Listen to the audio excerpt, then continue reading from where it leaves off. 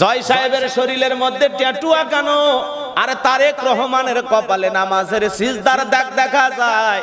বাংলাদেশের সাবেক প্রধানমন্ত্রী শেখ হাসিনার ছেলে নাম হলো জয়, যার নাই কোনো ভয়, আমেরিকায় বসবাস করতেছে, তার কোনো ভয় আছে? মিডিয়ার মাধ্যমে কথা বলতে গিয়ে হাফ গেঞ্জি পইরা যখন কথা বলতেছে, দুই হাতে দুইটা ট্যাটু দেখা গেল। ট্যাটু ট্যাটু চেনেন না আপনারা? এগুলো যারা মনে করেন ওই যে কুস্তি লড়াই, হ্যাঁ রেসলি লড়াই, যারা ছেলে হোক মেয়ে হোক, দেখেন না যারা বড় বড় ক্রিকেটার ফুটবলার, রোনালদো বলেন, তারপরে যে আরেকটা আছে কি নেইমার, মেসি, এরা দেখবেন পুরো শরীরে এরকম ট্যাটু আঁকাইছে।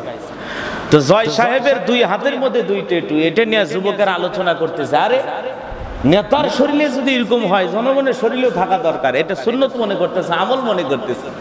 আবার এইটা নিয়ে যুবকেরা দুই নেতার ছবি দুই পাশে দিয়েছে, একটা হলো সাবেক প্রধানমন্ত্রী বেগম খালেদা জিয়ার সন্তান জনাব তারেক রহমান, তার ছবি এক সাইডে, আর জয় সাহেবের ছবি এক সাইডে। তারেক রহমান যিনি ভবিষ্যৎ বাংলাদেশের বিএনপির কর্ণধর, সম্মানিত চেয়ারম্যান, তারেক রহমানের কপালের ভিতরে নামাজের সিজদার দাগ দেখা যায়। মারহাবা বলেন। একজন মুসলিমের তো এমনটাই হওয়া উচিত, কথা বলেন ঠিক কি না? তারেক রহমানের কপালে নামাজের দাগ দেখা যায়, আর জয় সাহেবের হাতে কি দেখা যায়? ট্যাটু দেখা যায়। এইটা নিয়ে যুবকের আলোচনা করতেছে, এই দুইজনের মধ্যে আগামীতে কাকে দেশের প্রধানমন্ত্রী হিসেবে দেখতে চান, এটা নিয়ে যুবকের আলোচনা করতেছে। জয় সাহেব ট্যাটু আঁকাইছে, তাকে প্রধানমন্ত্রী হিসেবে দেখতে চান, নাকি যে ব্যক্তি নামাজ আদায় করেছে তারেক রহমান, কপালে নামাজের দাগ দেখা যায়, এই ব্যক্তিকে দেশের প্রধানমন্ত্রী হিসেবে দেখতে চান? এটা হলো যুবকদের আবেগের জায়গা থেকে যুবকেরা দুইটা ছবি এক জায়গায় করে পোস্ট করতেছে। এটা করতেই পারে, যেহেতু দেশে বাক স্বাধীনতা ফিরে এসেছে, যে যার মতো মন্তব্য করতে পারে, বলতে পারে, এটা নিয়ে আমাদের তেমন কোনো কথা নাই। কিন্তু আগামীর প্রধানমন্ত্রী কে হবে এদেশের জনগণ ঠিক করবে, কথা বলেন ঠিক কিনা? কে হবে প্রধানমন্ত্রী, এটা একটা আলাদা চমক থাকবে। কে হবে, কারা হবে, কারা হতে যাচ্ছে, এটা আমরা এখন প্রকাশ করব না, এটা জনগণ তার ভোটের রায় দিয়ে বলবে, কথা বলেন ঠিক কিনা? তা আগামীতে কে প্রধানমন্ত্রী হবে? অনেকে বলতেছেন জয় সাহেব আবার রাজনীতিতে ফিরতে চায়, আসুক, আমাদের আপত্তি নাই তো, আসতে বলেন, কথা বলেন না কেন? রাজনীতি সবার করার অধিকার আছে।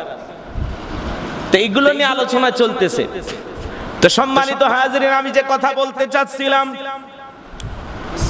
বাংলাদেশের সাবেক প্রধানমন্ত্রী শেখ হাসিনার ছেলে জয়, যার শরীরের মধ্যে ট্যাটু আঁকান দেখা যায়, ট্যাটু, আহারে শরীরের ভিতরে নায়কেরা যেরকম, ক্রিকেটার ফুটবলার খেলোয়াড়রা যেরকম শরীরের মধ্যে নানান ধরনের ট্যাটু আঁকায়, জয় সাহেবের শরীরের মধ্যে ট্যাটুর দাগ দেখা যায়, ট্যাটু অঙ্কন করা দেখা যায়। আবার পাশাপাশি সাবেক প্রধানমন্ত্রী বেগম খালেদা জিয়ার সন্তান তারেক রহমান, যার কপালের মধ্যে নামাজের সিজদার দাগ দেখা যায়। এগুলো নিয়ে যুবকেরা আলোচনা করতেছে, আগামীতে কাকে দেশের প্রধানমন্ত্রী হিসেবে আপনারা দেখতে চান? আমরা শুধু এতটুকু বলবো, আগামীতে দেশের প্রধানমন্ত্রী হবে তারা সত্যিকারের দেশপ্রেমিক এবং জনগণের ভালো কল্যাণ চাবে, যারা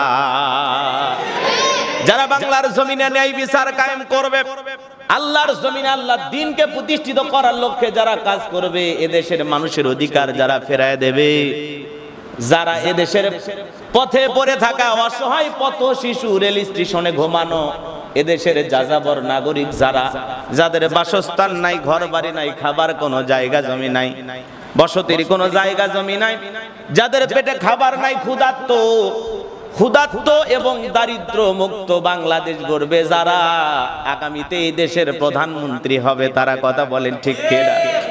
যারা এই দেশের প্রধানমন্ত্রীর দায়িত্ব নিলে এই দেশের দুঃখী মানুষ তারা না খেয়ে থাকবে না, বিনা চিকিৎসায় মারা যাবে না, ফুটপাতে ঘুমানো লাগবে না, এমন একজন নেতা আমরা চাই, যেই নেতার মাধ্যমে বাংলাদেশের সকল মানুষ নিরাপদে বসবাস করবে, কোনো হানাহানি থাকবে না, টেন্ডারবাজি থাকবে না, সাদাবাজি থাকবে না, সুদ থাকবে না, ঘুষ থাকবে না, দুর্নীতি থাকবে না, দেশের টাকা বিদেশে পাচার করবে না, এমন নেতা আগামীতে দেশের প্রধানমন্ত্রী হবে আমরা চাই, কথা বলেন ঠিক কিনা? এই জন্য সম্মানিত হাজিরিন, দিল দিয়া কথাগুলো বুঝবেন। তাহলে জয় সাহেবের শরীরের মধ্যে ট্যাটু আঁকানো, আর তারেক রহমানের কপালে নামাজের সিজদার দাগ দেখা যায়। যুবকেরা নিগুলো আলোচনা করতেছে। আমরা বলতে চাই, মুসলিম যে নিজেকে দাবি করবে, হতে পারে প্রধানমন্ত্রী, হতে পারে রিকশা চালক, সবার জন্য 5 ওয়াক্ত সালাত আদায় করা, এটা আমার আল্লাহর হুকুম, আমার রবের হুকুম। কথা বলেন ঠিক কি না? জয় সাহেব যদি নিজেকে মুসলমান দাবি করে, তার উপরে 5 ওয়াক্ত নামাজ আদায় করা নফল না ফরজ?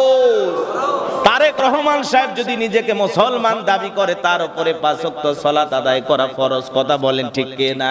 এই জন্য আগামীতে সমাজের নেতৃত্ব দিবে তারা, এই সমাজের সঠিক নেতৃত্ব দিবে তারা নামাজি আল্লাহওয়ালা মুত্তাকি বান্দা যারা, যাদের মাধ্যমে দেশে দুর্নীতি হবে না, টাকা পাচার হবে না, রাস্তাঘাটে বরাদ্দ হবে বিপুল পরিমাণের অঙ্কের টাকা, সেখান থেকে ভাগ বাটোয়ারা করে পেট পূজার রাজনীতি যারা করবে না, তাদেরকে আগামীর প্রধানমন্ত্রী বানানো হবে। কথা বলেন ঠিক না? সম্মানিত হাজিরিন, এই জন্য আল্লাহ রাব্বুল আলামিন বলেন, ইয়াউমা তুকাল্লাবু ওয়ুজুহুহুম ফিন্নার,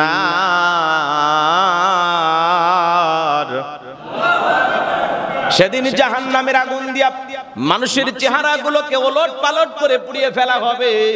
ওই জাহান্নামের আগুনে পুড়বে আর জ্বলবে।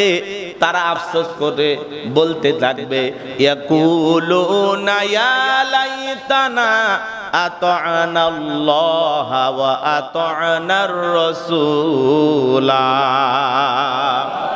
সেদিন যারা জাহান্নামের আগুনে জ্বলবে পুড়বে, যাদের চেহারাগুলোকে জাহান্নামের আগুন দিয়ে পুড়িয়ে ওলট পালট করে ফেলা হবে, ওই জাহান্নামের আগুনে যারা জ্বলবে পুড়বে, জাহান্নামের আগুনে জ্বলতে জ্বলতে পুড়তে পুড়তে তারা আফসোস করে বলবে, ইয়াকুলুনা ইয়া লাইতানা আতা'না আল্লাহ ওয়া আতা'নার রাসূলা।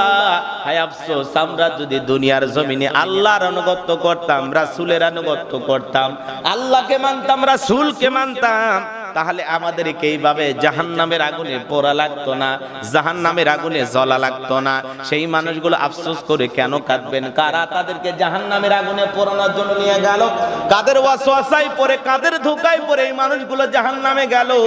ওই জাহান্নামের আগুনে যারা জ্বলবে পুড়বে, তাদের মধ্য থেকে এক শ্রেণীর লোকেরা ডেকে বলবে, ওয়াকালু রাব্বানা ইন্না আতা'না সাদাতানা ওয়া কুবারা'না